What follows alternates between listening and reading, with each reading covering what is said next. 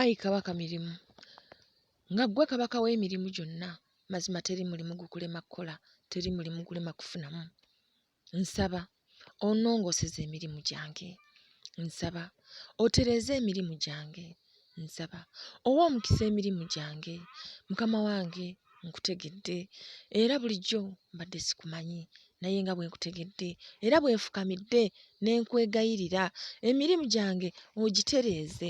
Okuva n'olwaleero nkole nga nfuna, nkole nga byenkola bitambula.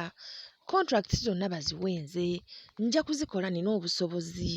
Emirimu gyonna giggulire, ayi Mukama wange mbwase luggula miryango.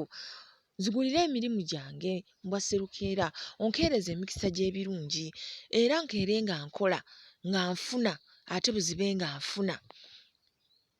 Weewaawo kale mbere ku mukutu Nnaalongo the Divine, twongere okuyiga Esaala nga zino ez'omu